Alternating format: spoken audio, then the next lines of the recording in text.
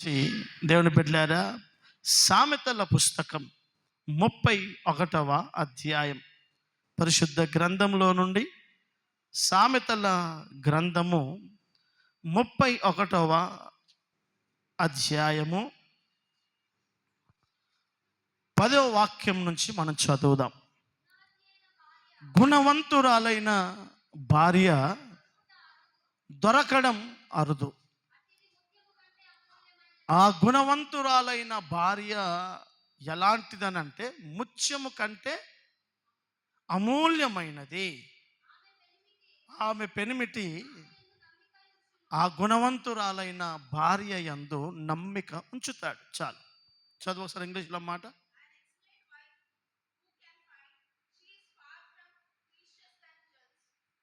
హల్లెలూయా. సాధారణంగా ఈ మాటలు ఒక స్త్రీ గురించి, ఒక భార్య అన్న పదం గురించి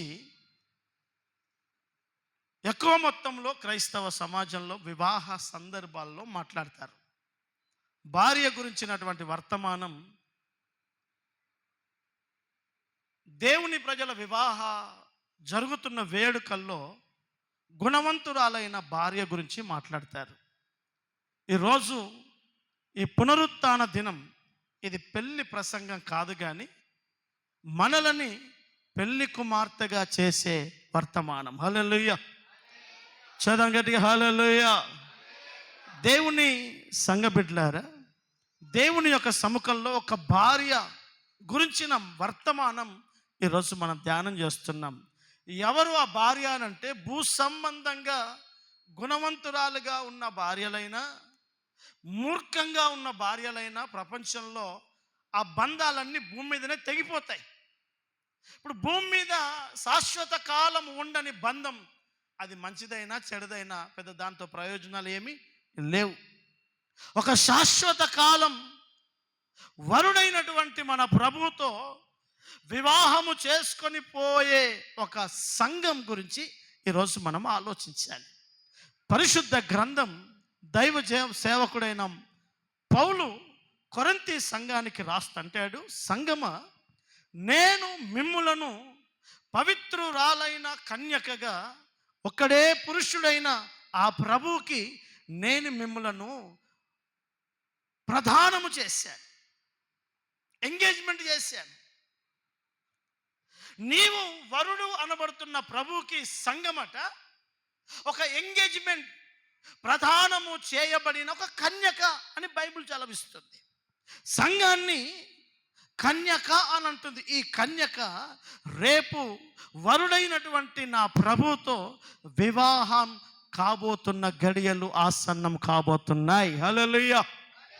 సభలు గట్టిగా హల్లెలూయా. భార్య భర్తలు ఒక్కటిగా భూమి మీద ఎలా చేయబడతారో, రేపు సంఘం నా ప్రభు ఒక్కటిగా ఒక్క సింహాసనంలో కూర్చోబోతున్నారు. ఆ దినాలు త్వరపడుతున్నాయి.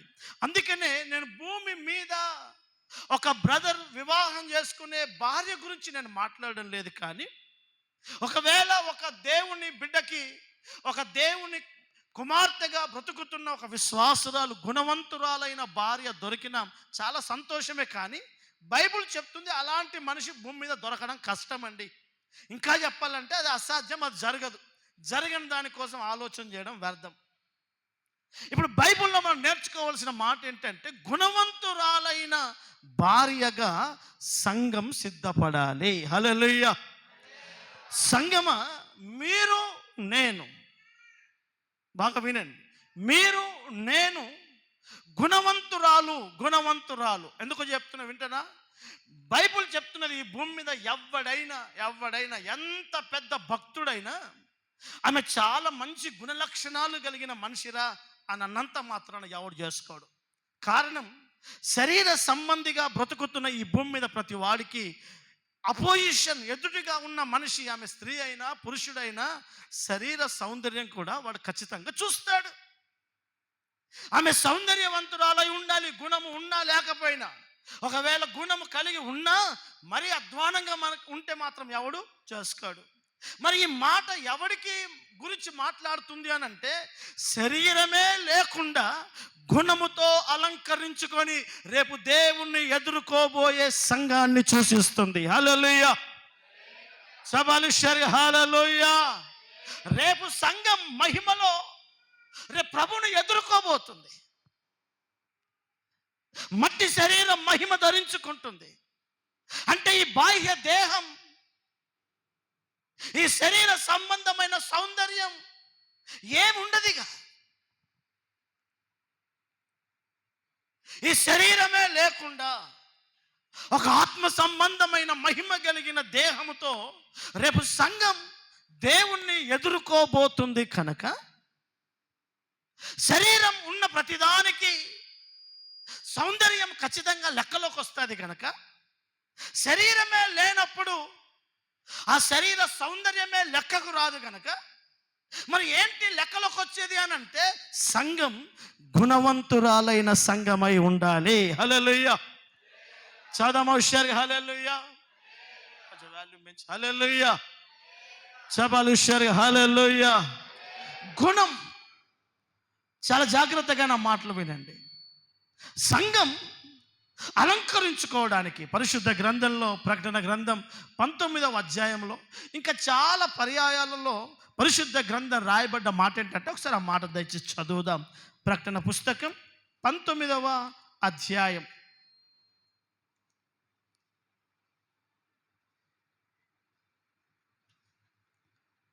7వ వాక్యం నుంచి చదువుదాం.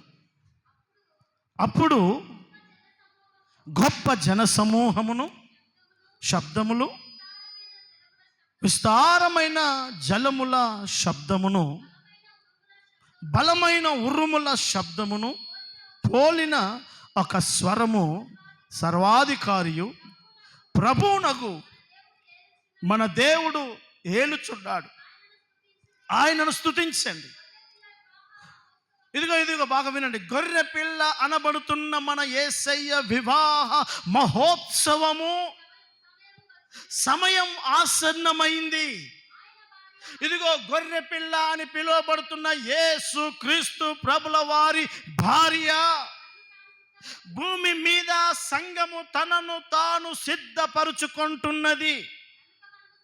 గనుక మనము సంతోషపడదాము, ఉత్సహించి ఆ దేవాది దేవుణ్ణి మహిమపరుస్తాం.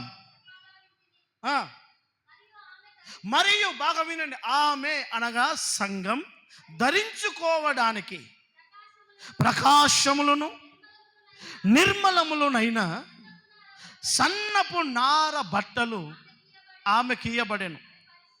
అవి పరిశుద్ధుల నీతి క్రియలు. హల్లెలూయా, చదమొస రెండు చేతులెత్తి గట్టిగా హల్లెలూయా, చపాలి గట్టిగా హల్లెలూయా.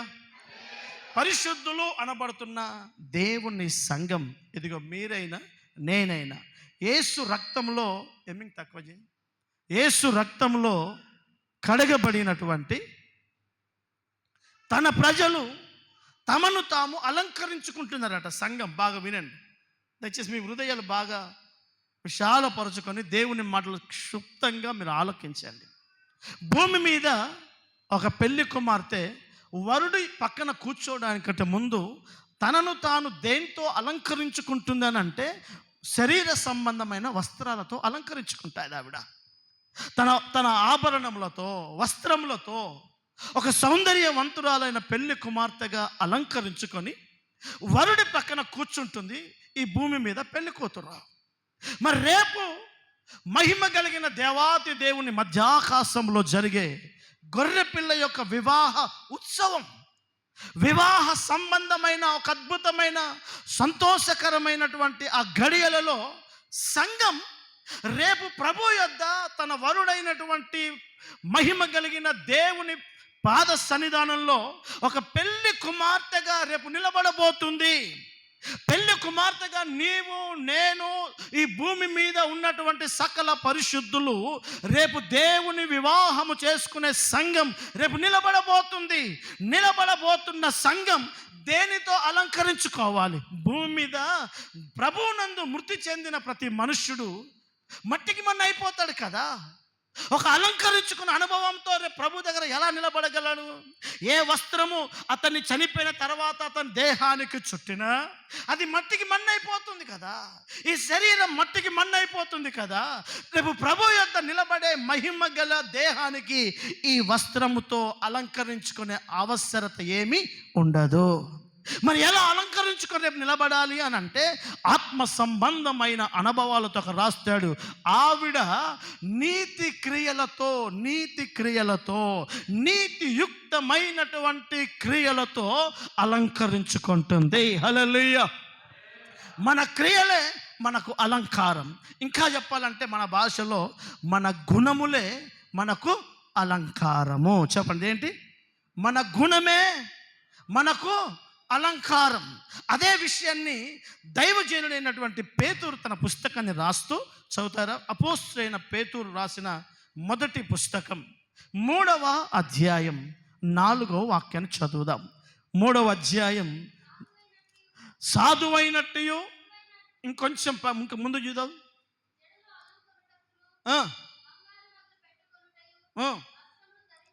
వస్త్రములను ధరించుకొనుటయు, ఇదిగో వెలపటి అలంకారము మీకు అలంకారముగా ఉండక సాధువైనట్టు మృదువైనట్టు గుణమును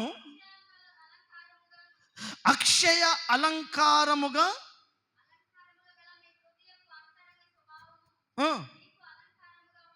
మీకు అలంకారముగా మీ గుణములను అలంకారముతో అలంకరించుకోండి. హల్లెలూయా.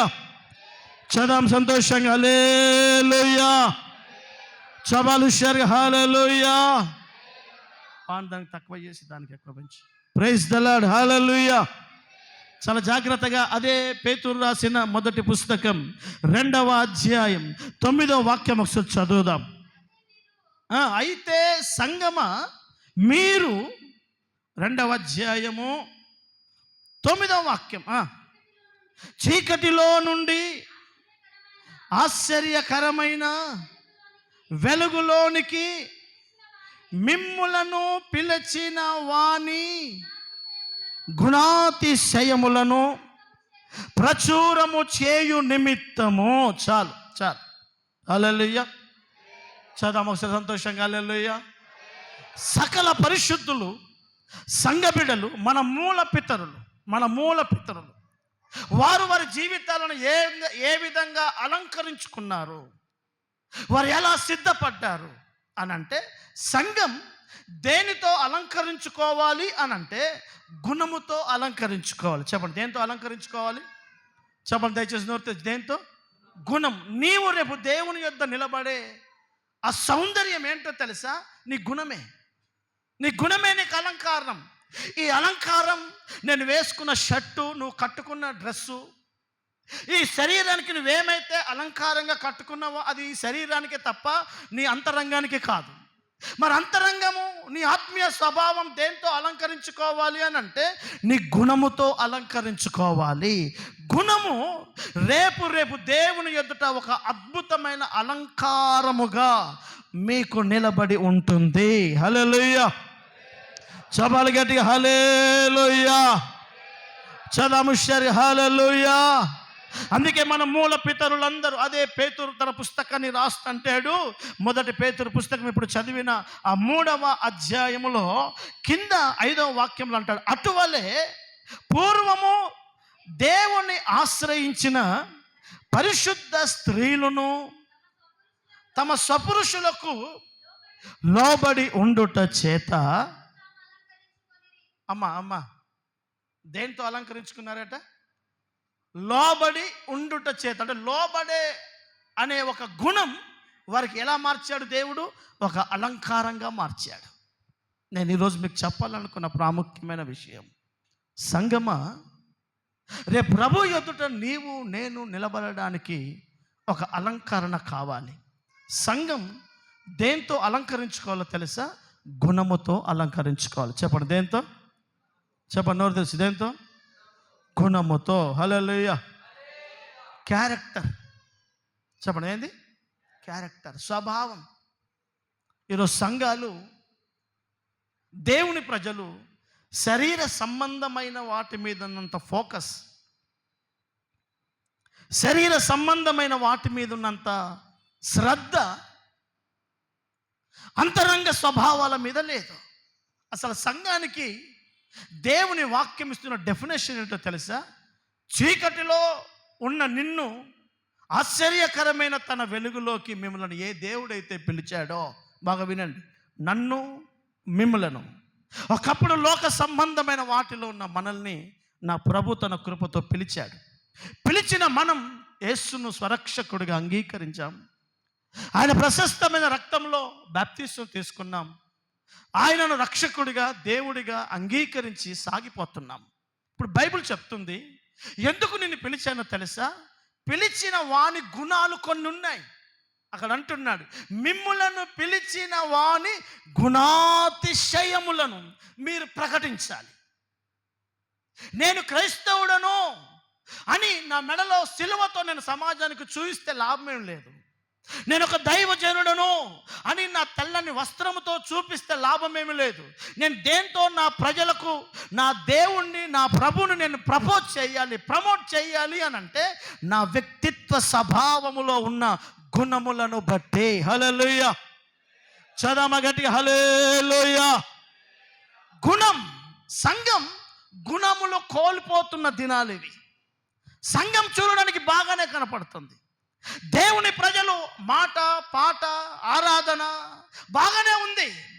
కానీ వాళ్ళ వ్యక్తిత్వ జీవితంలో, వాళ్ళ కుటుంబం, వాళ్ళ వ్యాపారం, వాళ్ళ ఆఫీస్, వాళ్ళ చదువు, అక్కడికి పోయేసరికి వారి గుణాలు ఒక దేవుని బిడ్డల యొక్క గుణ లక్షణాలుగా లేవు. గుణం వేరుంది. బైబిల్ చెప్తుంది, మీ అద్భుతమైన గుణములతో, అక్కడ అంటున్నాడు, సాధువు, ఒక సాత్వికము కలిగిన గుణముతో, లోబడగలిగిన గుణముతో, నీతి కలిగిన గుణముతో, పరిశుద్ధత అనే గుణముతో మిమ్ములను మీరు అలంకరించుకోండి. ఈ గుణాలు ఏవి లేకుండా, ఈ గుణములు కోల్పోయిన ఒక సంఘ బిడ్డగా నువ్వు సమాజంలో నేనైనా మీరైనా మనం బ్రతకగలిగితే పరిశుద్ధ గ్రంథం చెప్తుంది, రేపు మహోత్తరమైన దేవుని రాజ్యంలో అలాంటి వారు నిలబడలేరు. సంఘానికి దేవుని వాక్యం చెప్తుంది, సంఘం తనను తాను అలంకరించుకుంటుందట. దేంతో అలంకరించుకుంటుందని అంటే గుణములతో అలంకరించుకోవాలి. చెప్పండి దేంతో? చాలామంది అంటాం, ఆ మనిషి అట్లుంటుంది కానీ ఆమె గుణం చాలా మంచిది, చూడడానికి కాస్త నల్లగా కనపడుతుంది కానీ ఆమె మంచి గుణం, పాపం ఆమెది. గుణం పరిశుద్ధ గ్రంథంలో దైవజనుడైన ఎలీషా సేవ చేస్తున్న దినాలు, భయంకరమైన కరువు ఉంది. ఆ దినాల్లో క్షామం విపరీతంగా ఉంది, భోజనం దొరకడం కష్టమవుతున్న దినాలు. ఆ దినాల్లో ఎలీషా సేవ చేస్తున్న ఆ స్థలానికి కొంతమంది దైవజనులు వస్తారు, శిష్యులు వస్తారు. చాలామంది శిష్యులు ఎలీషా దగ్గరికి వస్తారు. ఎలీషా తన దగ్గర పరిచర్య చేస్తున్న ఒక సేవకుడితో, ఒక ప్రచారకుడితో అంటాడు, బాబు, చాలామంది మన ఇంటిని ఆశ్రయించారు, మందిరానికి చాలామంది వచ్చారు కనుక నువ్వు కాస్త ఆహారం పాత్ర చిన్నది కాకుండా, ఇంతకాలం మన కొరకు వండిన చిన్న గిన్నె కాకుండా కాస్త పెద్ద కుండానే పెట్టి భోజనం చెయ్యి, వచ్చిన వాళ్ళందరికీ భోజనం పెట్టాలి. పొలానికి వెళ్ళి ఏదన్నా ఆకుకూరలు ఉంటే తెంపుకొని రాపో అని చెప్పాడు.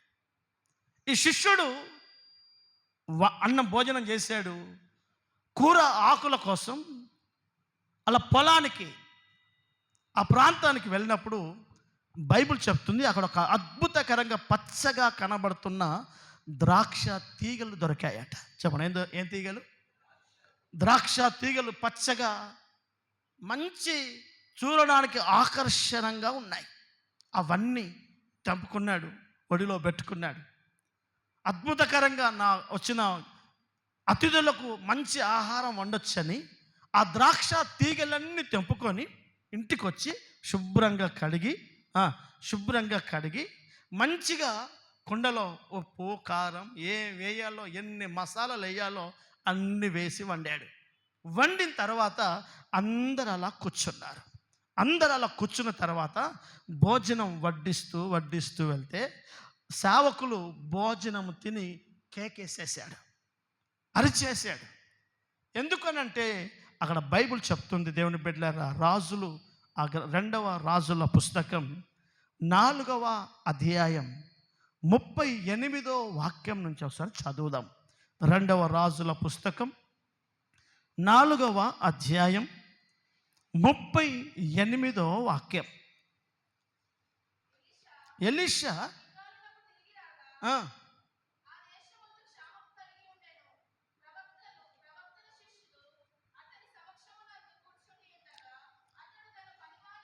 అతడు తన పనివాణ్ణి పిలిచి పెద్ద కుండ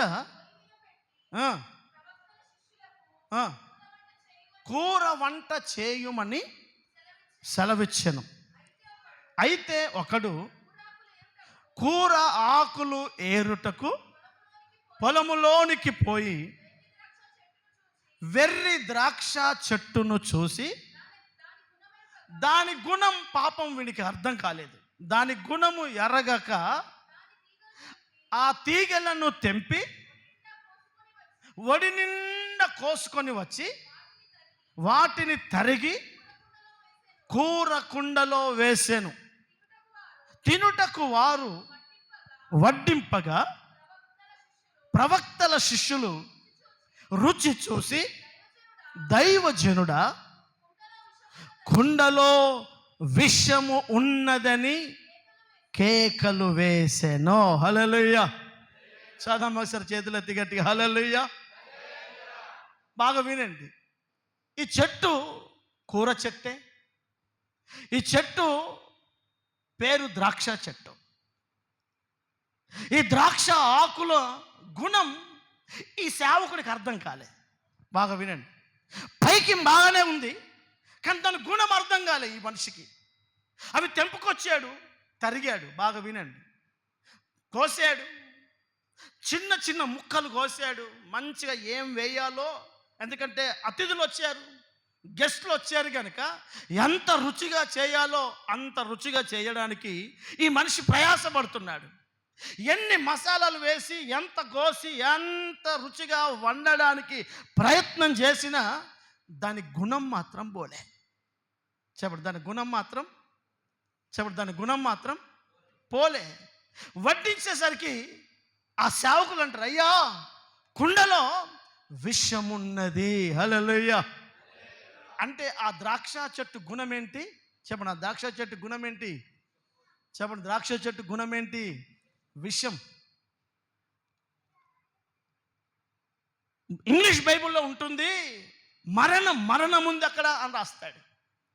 ఆ ద్రాక్ష చెట్టు చూపుకు ద్రాక్షే, కూరకు పనికొచ్చేటట్టుగానే ఉంది, కానీ దాన్ని ఎంత కోసినా, ఎన్ని విధాలుగా దానిని ఒక భోజనం రుచిక పదార్థముగా చేయాలి అని అనుకున్నా దాని స్వభావం మాత్రం పోలేదండి.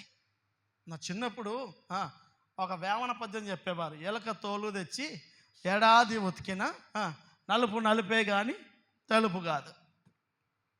కొంతమంది సేవకుల బ్రతుకు, కొంతమంది సంఘ బిడ్డల బ్రతుకు ఎంతదంటే పైకి బాగానే కనపడతారు కానీ గుణమంతా విషముతో నిండిన గుణం. హల్లెలూయా. బైబిల్ చెప్తుంది, నీ గుణమే నీకు అలంకారం, నీ పై వస్త్రము కాదో. సంగమా, రేపు నీ గుణమును బట్టే రేపు దేవుని ఎదుట నిలబడబోతున్నావు. సంఘము గుణ లక్షణములతో అలంకరించుకోవాలి. సంఘము పైకి మన శరీరానికి ఏ విధంగా శరీరం బయట బాహ్య ప్రపంచానికి కనబడకుండా ఒక సౌందర్యవంతమైన వస్త్రాన్ని ఈ దేహానికి ఎలా కప్పుకుంటామో, రేపు దేవుని ఎదుట పెళ్లి కుమార్తెగా సిద్ధపడబోవలసిన సంఘముగా, విశ్వాసిగా నీవు, సేవకుడిగా నేను, మన వ్యక్తిగత స్వభావం గుణ లక్షణములతో మనలను మనము అలంకరించుకోవాలి. ఈరోజు దేవుని సేవకుడిగా దేవుని పక్షంలో నిలబడి నేను మీతో మాట్లాడుతున్నాను. మీ గుణం ఎంత స్వచ్ఛంగా ఉందో, ఎంత ప్రమాదకరమైన గుణమో ఒకసారి మీరు ఆలోచించుకోవాలి. చాలామంది స్వభావం పైకి కనబడుతున్నట్టుగా ఉండదు. పైకి కనబడుతున్నది, అతను అంటున్నాడు, అక్కడ మంచి మాట ఉంటున్నాడు, గుణము ఎరగక. వాడు అనుకున్నాడు పాపం, పచ్చగుంది, కూరకు బాగానే పనిచేస్తుంది, సూపర్ టేస్ట్ ఉంటుంది అనుకున్నాం. కానీ దాని గుణం వేరు. కోసి కారం ఉప్పు దంచి వేసిన దాని గుణం మాత్రం పోదండి. కొంతమంది ప్రజల జీవితాలు అలా ఉంటాయని అంటే బైబిల్ చెప్తుంది, పిల్లలు పోగొట్టుకున్న ఎలుగుబంటినైనా ఎదుర్కోవచ్చు, కానీ మూర్ఖుణ్ణి మనం ఎదిరించలేము. మూర్ఖుడు ఉంటాడు కొంతమంది, వాడు అన్నదే వేదం, వాడు చెప్పిందే రైట్, ఎవడు చెప్పినా తలకెక్కదు, ఎంత చెప్పినా తలకెక్కదు. గదవ పట్టుకున్న అర్థం కాదు, బెత్తం పట్టుకున్న అర్థం కాదు, సంకలెత్తుకున్న అర్థం కాదు, 4 దన్నినా అర్థం కాదు. కారణం వాడు ఏ వర్షన్కు వాడు బెండిగాడు, ఏం చెప్పినా తలకెక్కదు వానికి. ఎవడయ్యా వీడు? ఈ స్వభావం ఏంటంటే వాడి స్వభావం మూర్ఖ స్వభావం, వాడిని మార్చలేం మనం. ఈరోజు సంఘాల పరిస్థితి, దేవుని బిడ్డల యొక్క పరిస్థితి పేరుకు ద్రాక్షే. బైబిల్ చెప్తుంది, నేను నిజమైన ద్రాక్షవల్లిని, మీరు తీగలు. ద్రాక్ష తోట అనేది దేవుని సంఘానికి గుర్తు. బాగా వినండి, ద్రాక్ష వనం అనేది దేవుని సంఘానికి గుర్తు. ఒక ఇంగ్లీష్లో ఒక అద్భుతమైన సామెత ఉంటుంది,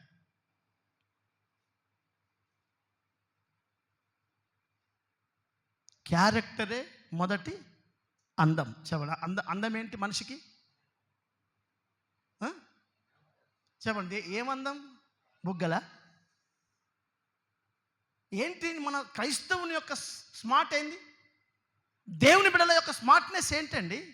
మన క్యారెక్టరే, మన స్వభావమే, మన మాట, మన ప్రేమ, దేవుడు మనకిచ్చిన దైవికమైన అనుభవాలు.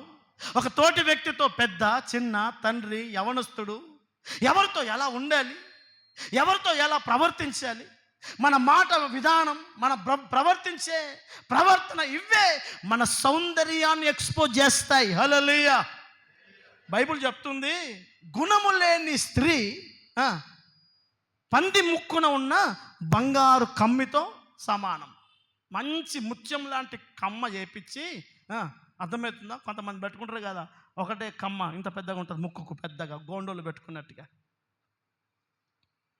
అలాంటి ఒక మంచి వజ్రాన్ని, చకచక్ మెరిసే వజ్రాన్నితో కమ్మ వేపించి పందికి పెడితే అది ఏం చేస్తుందండి? ఏం చేస్తుంది? బురదలో ఉండి, బురదలో కూర్చొని, ఆ బురదలో మనం పెట్టినటువంటి ఆ కమ్మి, ఆ మెరిసే వజ్రం ఏడబోయిందో అసలు అర్థం కాకుండా దాని మీద మొత్తం కంపతో నింపుతుంది. కారణం, పందికి ముత్యపు విలువ తెలియదు. ఈరోజు దేవుని బిడ్డల పరిస్థితి ఎలా మారింది అని అంటే అర్థమవుతుంది, పేరుకు దేవుని సంఘమే, పేరుకు యేసు క్రీస్తు నమ్మిన దేవుని బిడ్డలే,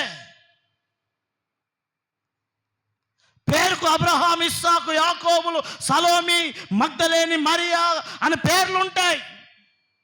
కానీ క్యారెక్టర్ అలా ఉండదు. స్వభావం వేరు, మనిషి యొక్క జీవితం వేరు. పేరుకు బాగానే కనపడుతున్నాడు మనిషి, గుణమెరగక అతన్ని మనం టచ్ చేసి చూడు. ఎవరినైనా, ఏం బాబు ఇలా ఎందుకు ప్రవర్తిస్తున్నావు, నువ్వు దేవుని బిడ్డవు కదా, ఇట్లా మాట్లాడదు కదా అని అంటే, నీ సంగతి నువ్వు చూసుకో అంటున్నాడు. కారణం ఏంటంటే, అయ్యో దేవుని బిడ్డ కదా, 4 మాటలు చెప్తే మారుతాడని మనం అనుకున్నాం, కానీ వాని గుణం ఈ వెర్రి ద్రాక్ష చెట్టులాగా, అని గుణం మారదు. ఆయనకి ఏం చేసినా మారదు. వాడి స్వభావాన్ని మార్చలేం. ఈరోజు చాలా ప్రజల యొక్క స్థితి ఇది. అందుకనే దేవుని వాక్యం అంటుంది, దేవుని బిడ్డలారా, దేవుని యొక్క సముఖంలో సంఘముగా పిలువబడిన మీరు, నేను, మనము దేనితో అలంకరించుకోవాలో తెలుసా? ఈ అంతరంగ స్వభావం ఒకరోజు మట్టికి మన అయిపోతుంది. మట్టికి మన అయిపోతుంది. ఈ అలంకరించుకునే ఈ వస్త్రము, ఈ వస్తువులన్నీ కేవలం ఈ బాహ్య దేహానికే. మరి రేపు ప్రభు యొద్ద నిలబడే అంతరంగముతో మహిమలో నిలబడే ఆ మహిమ కలిగిన దేహం, అందం, సౌందర్యము దేనితో ముడిపడి ఉంటుంది అని అంటే సంగమ నీ గుణము నీ జీవితానికి అలంకారంగా మారుతుంది. హల్లెలూయా.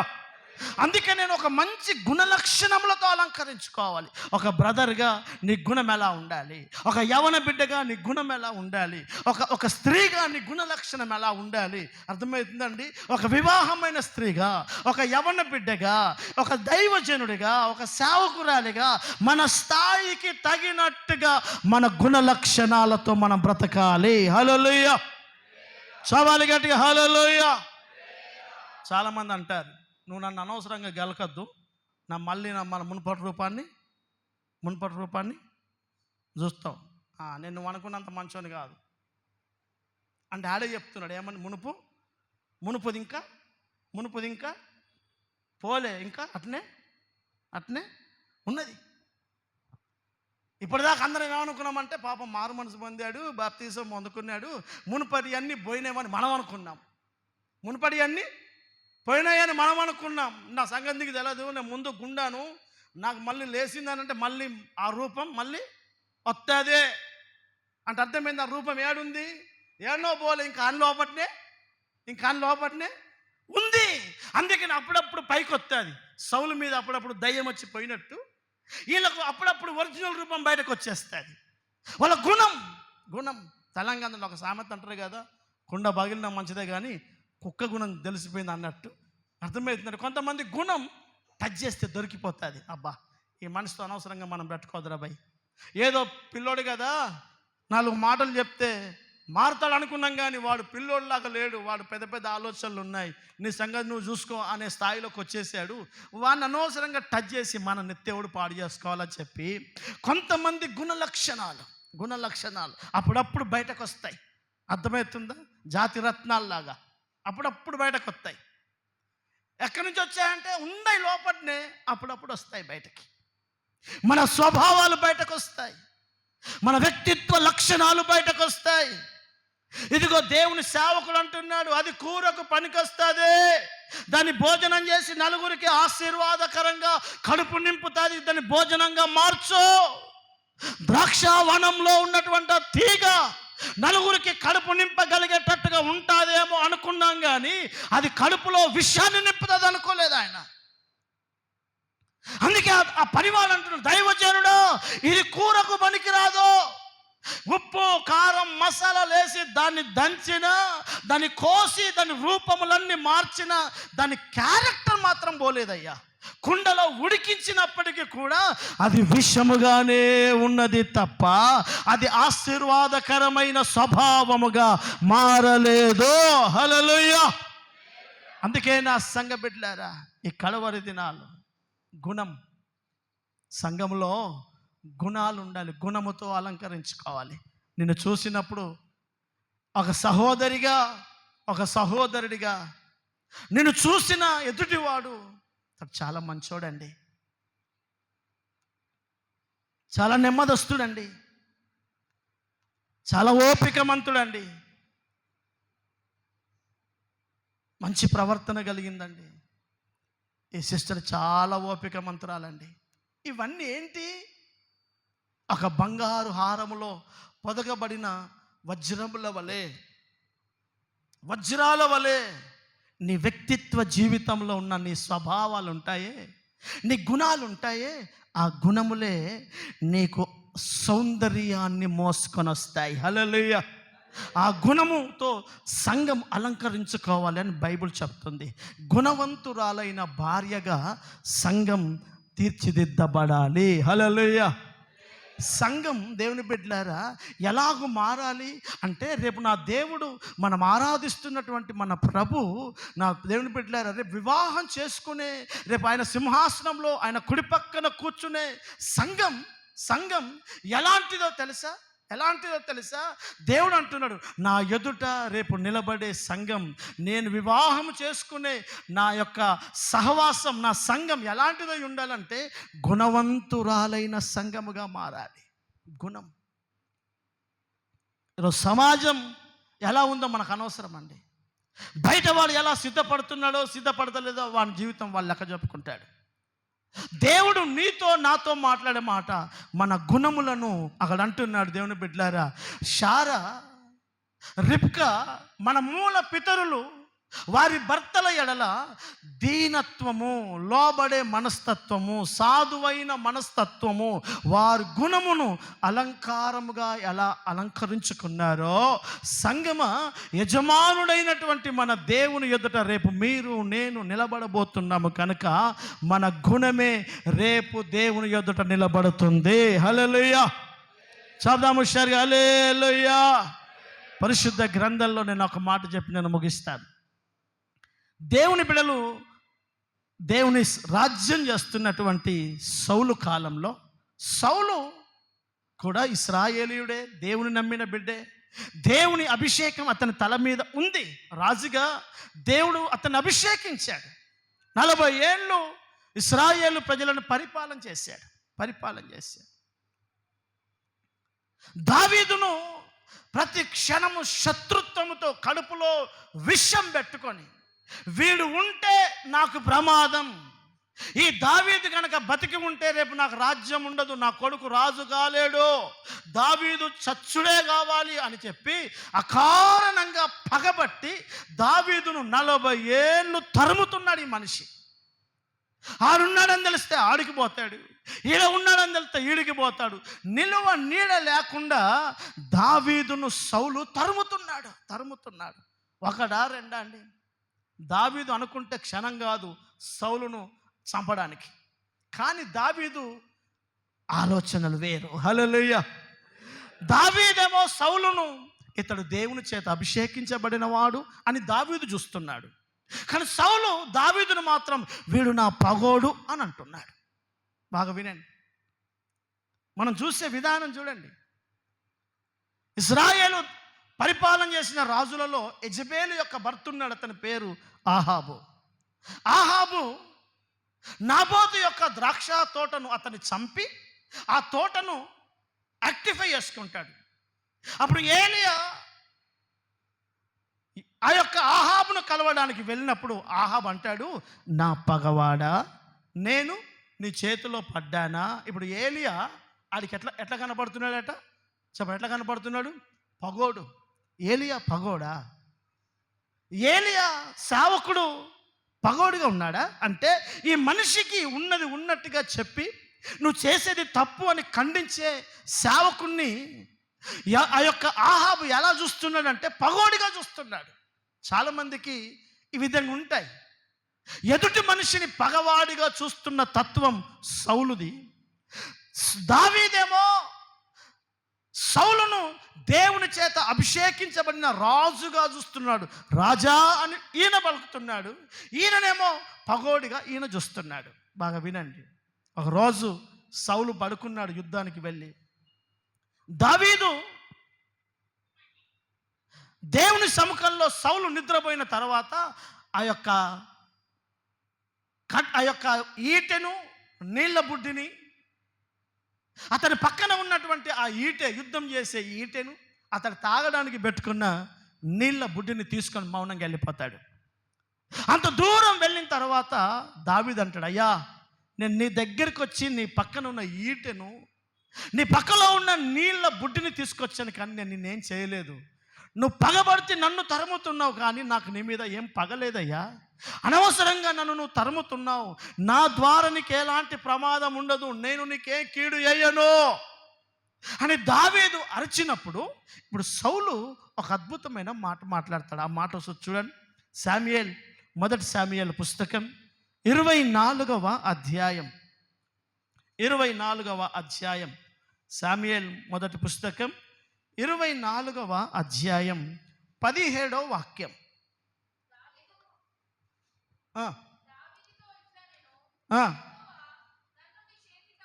నన్ను నీ చేతికి అప్పగించగా నన్ను చంపక విడిచినందుకు ఈ దినమున నీవు నా అపకారమునకు ఉపకారము చేసిన వాడవై నా ఎడల నీకున్న ఉపకార బుద్ధిని వెల్లడి చేసితివి కనుక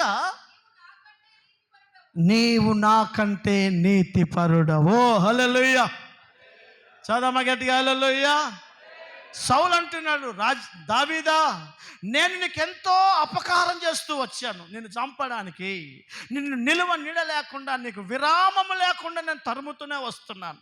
ఎక్కడ దొరికితే నిన్ను చంపాలని నేను కంకణం కట్టుకొని నేను నిన్ను తరుముతుంటే, నేను నీకు చావడానికి, నన్ను చంపడానికి నీకు దొరికినప్పటికీ కూడా నీవు నన్ను చంపక విడిచిపెట్టావు కనుక నా అపకారానికి నీవు ఉపకారము చేశావు కనుక నీవు నాకంటే గుణవంతుడవో. హల్లెలూయా.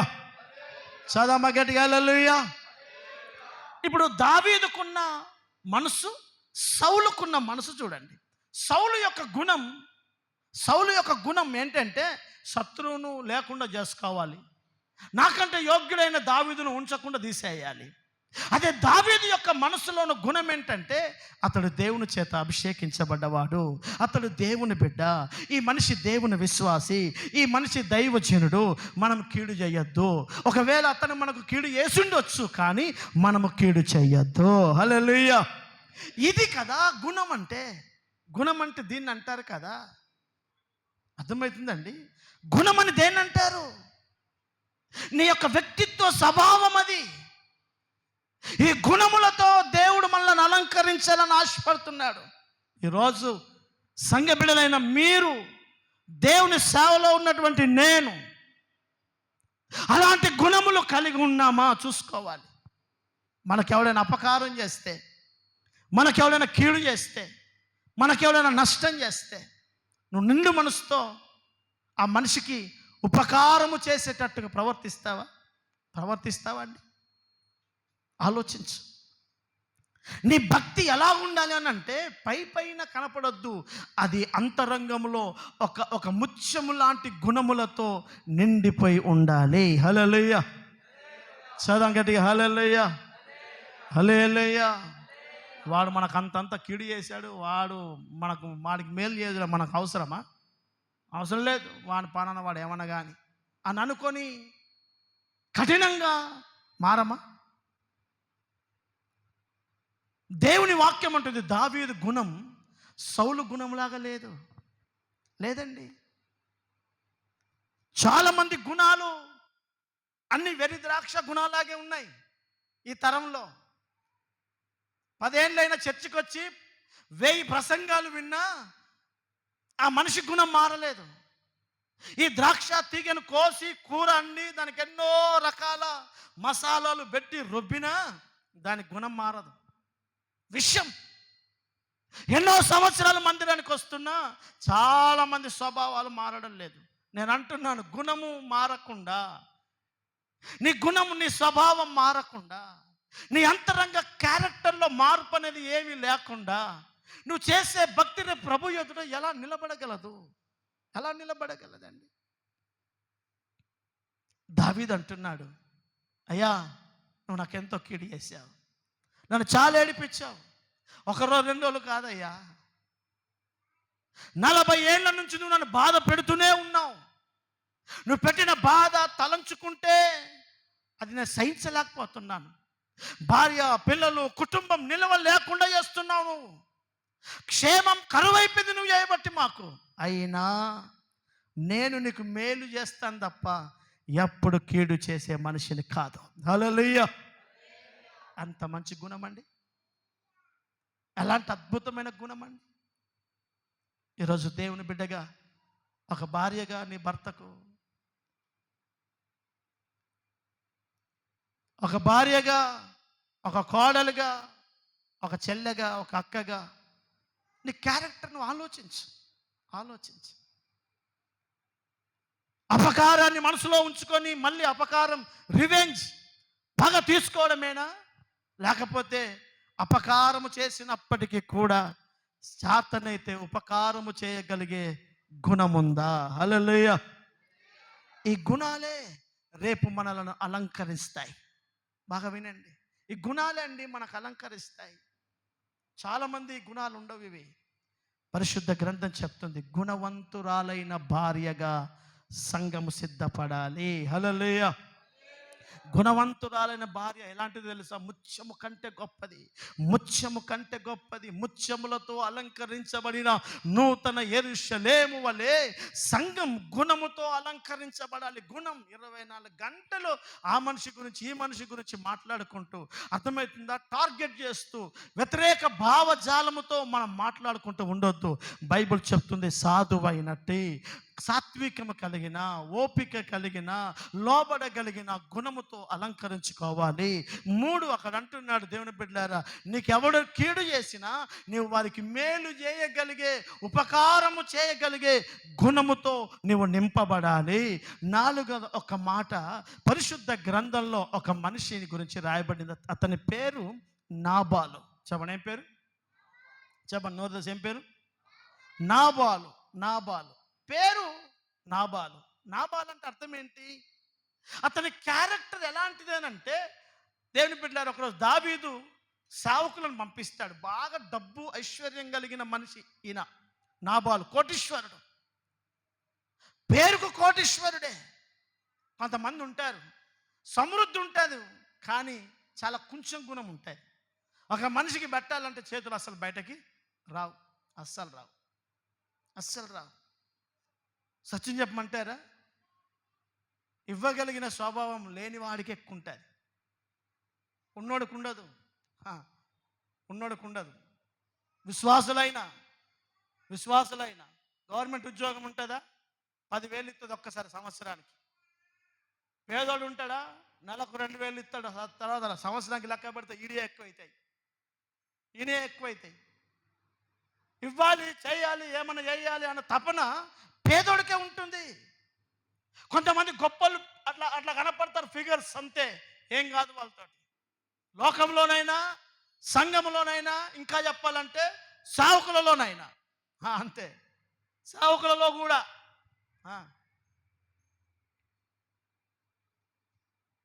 గుణం అనేది ఐశ్వర్యంతో ముడిలేదు, పెద్దరికంతో ముడిలేదు.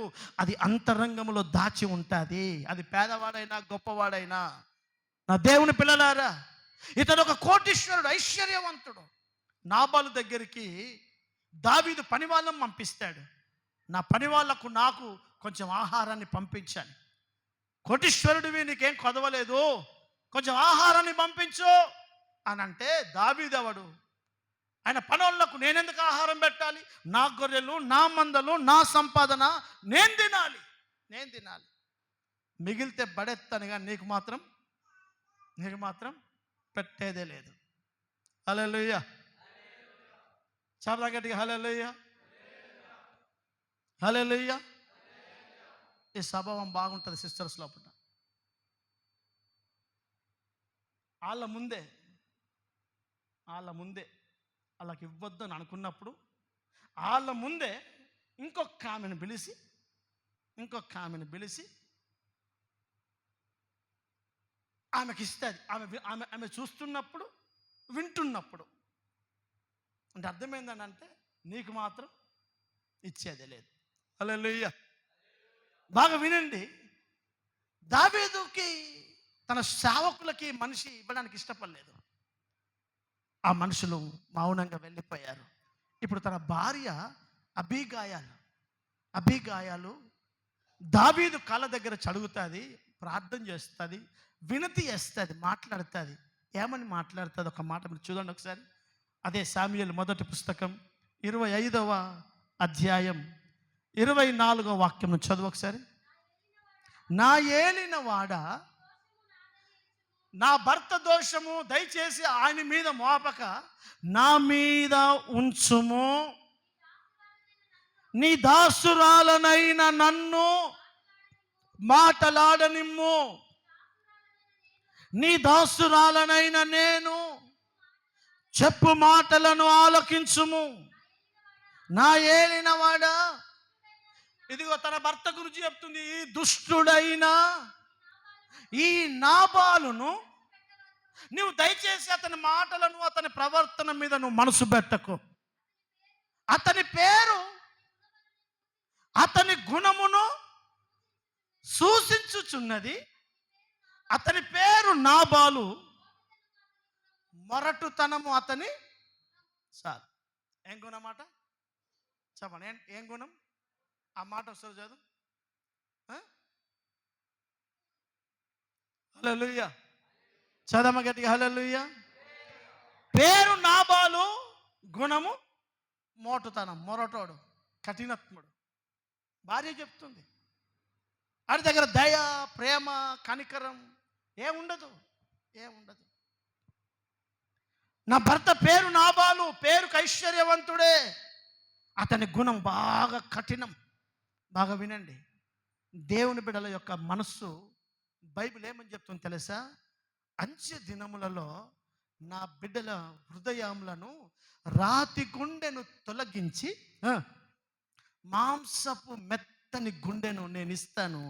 ఆ మెత్తని గుండె మీద, హృదయముల మీద నా ధర్మశాస్త్ర విధులను నేను రాస్తాను. హల్లెలూయా. దేవుని బిడ్డల హృదయం రాతిగా ఉండొద్దు, కఠినంగా ఉండొద్దండి. దేవుని బిడ్డల హృదయాలు బాగా వినండి, దేవుని వాక్యానుసారంగా లెక్క పెట్టాలని అంటే మన హృదయాలు దేవుడు ఎలా ఉండమని చెప్తున్నాడు తెలుసా? దేవుని బిడ్డల మెత్తని హృదయాల. సంవత్సరాల తరబడి కోపం పెట్టుకుంటే నీ హృదయం మెత్తని హృదయమా, రాయి హృదయమా? అమ్మా చెప్పండి, రాయిలాగా ఉన్నట్ట, మెత్తగా ఉన్నట్ట? అందుకే మాట్లాడం.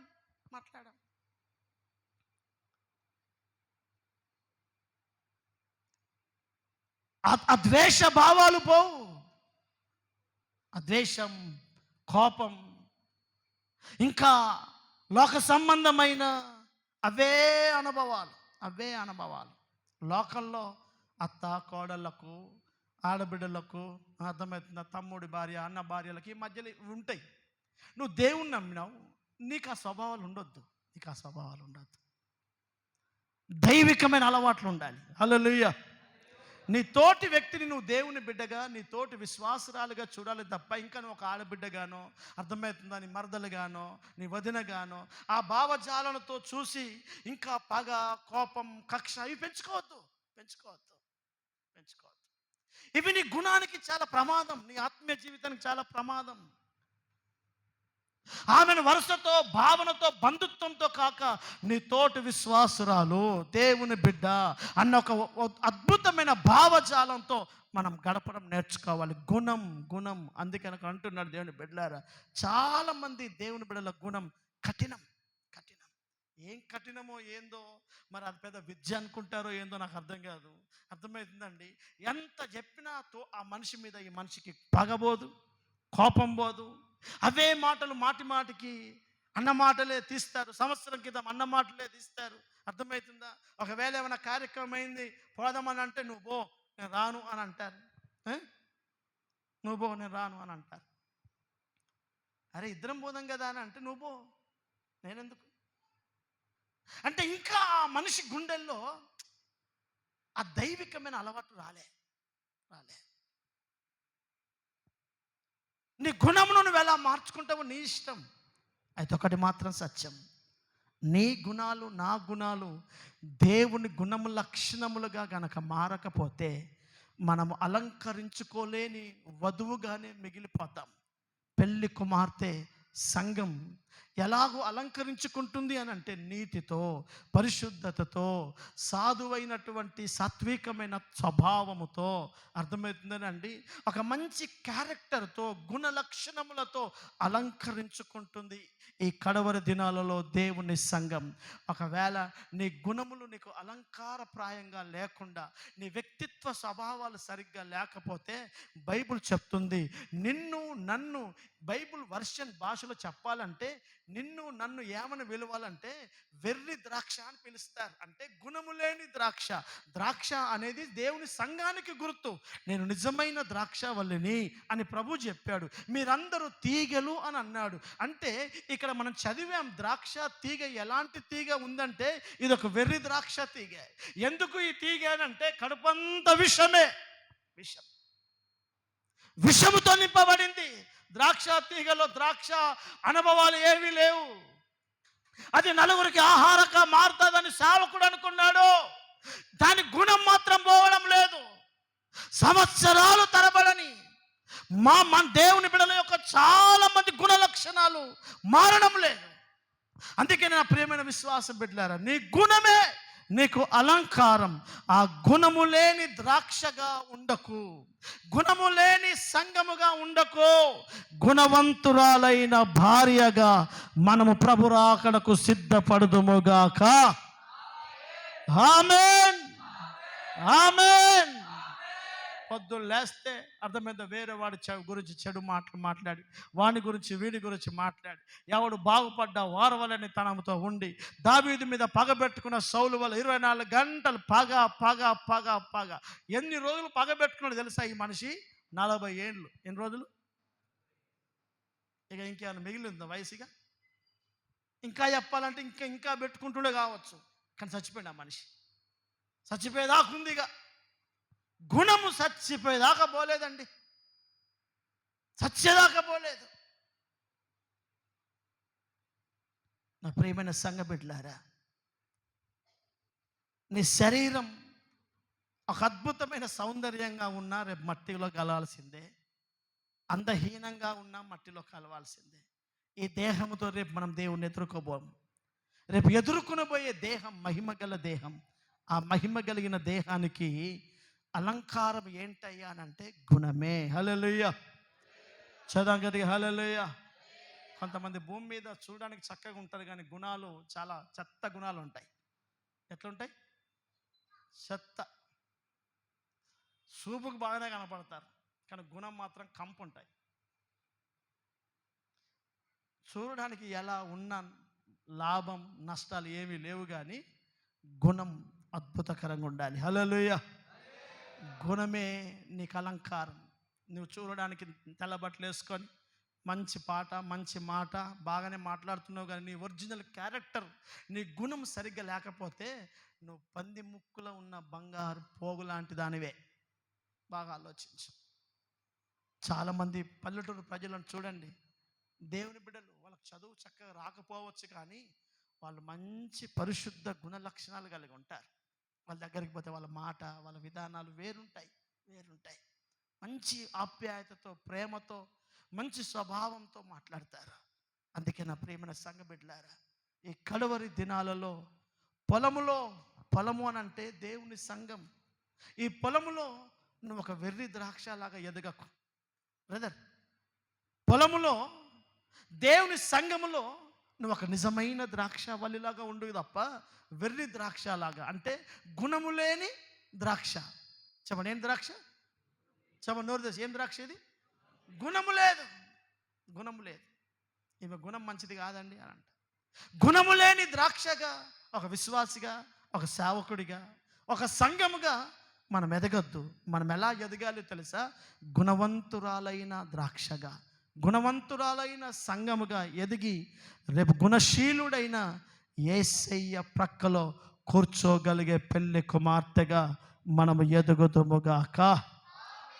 దయచేసి మోకరించండి. నీ దయగల